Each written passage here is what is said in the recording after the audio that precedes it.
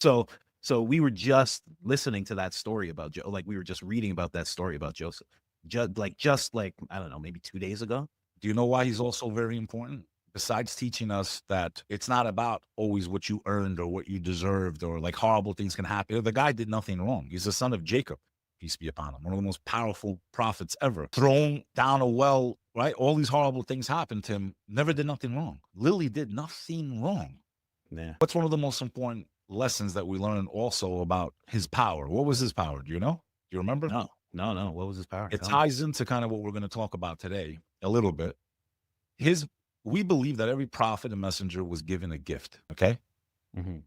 For example, Moses had the rod, peace be upon him. Moses had the power of God, and the rod was one of his gifts, right? What he was able to do with it, right? He threw it down in front of Pharaoh, which ties into what we want to talk about later, demons and black magic, right? Because that's Mhm. a clear story in all of our traditions about the existence of black magic, sorcery, how it ties to Pharaoh, how some of my theories are that maybe these pyramids were either A, built by the demonic realm, or through the knowledge of black magic, Mhm. which then later ties into who? Aleister Crowley, right?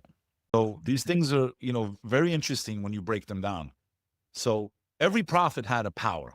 Joseph, peace be upon him, he had the power to interpret dreams. That was Yeah. his gift. And he was also said to have been one of the most handsome human beings to ever live.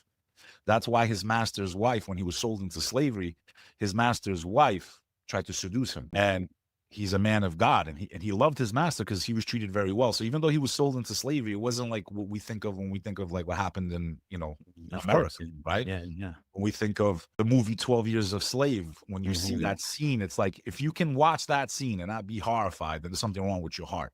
Period. And that scene is one of the most graphic scenes I've ever seen in a film, but it was so important to the film because it puts you into that world of America wasn't fair to a lot of people in the beginning and seeing the suffering and that's just a very powerful movie, period.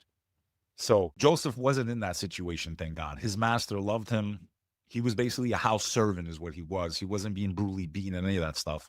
Yeah, yeah, yeah. So even though he was sold into slavery, God kind of had his back. Like he put him somewhere safe and he was treated really well and clothed well and ate and educated and all that stuff. But he got seduced, tried to get seduced by the master's wife.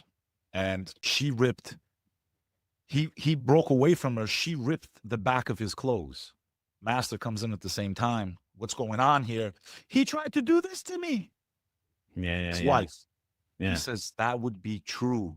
He goes, if my clothes were ripped from the front. I was trying to get away from her. She was trying to seduce me. That's why my clothes are ripped from the back, sir. Undeniable evidence. Your clothes ain't going to be ripped if it's going to be Yeah, ripped from yeah. the front. He's Mhm. trying to get away from her, but he knew it, but still, just for his own face. That's why he got sold, sent to jail for his own face, because he's a man of stature. He was embarrassed. He had to send him to jail it was embarrassing. Yeah. How he gets out of jail is because he had the power to interpret dreams. That was his Mm. gift. Jesus, peace be upon him, one of the most important persons ever to exist on earth, the anointed one, the Messiah, the chosen one. His gift was to bring people back from the dead. He walked on water. We know his miracles, right? Of course, yeah. So Joseph, his gift was to interpret dreams. What happened while he's in jail? One of the people that was in prison has a bad dream, and he tells him, "Hey, I had this nightmare or whatever it was." He's like, "I'll tell you what it is." And he interpreted the dream for him and it came true. The people that he's sharing jail with, the lowest of society, murderers and all this stuff, one of them gets released and ends up working for the king, aka Pharaoh of all of Egypt. The king wakes up one night and he's like, "Man, I just had the craziest dream." And he's like, "Bring me all of my scholars." And none of them could really interpret the dream. And none of them would attempt to. Him listening to this, because now he's a servant in the royal palace. He goes from being in jail to being the servant. Mhm. He's like, "I know of one that can tell you your dream." He's like, "Where is he?" He's in prison. So here's Joseph, peace be upon him, in the bottom of society. Now he's standing in front of the king of all of Egypt. "What was your dream?" The king tells him the dream. He goes, "I know what is wrong." He's like, "What?" "For 3 years, Egypt will have the greatest crops ever. They're going to have a surplus of production. And then after 3 years, it'll be 3 years of the worst famine ever." So the king goes, "What do I do? I don't know what to do. Like, how do I protect my kingdom? I know what to do. Put me in power." Boom. He goes from being in prison to like the second most powerful person in the entire kingdom. So that was his miracle.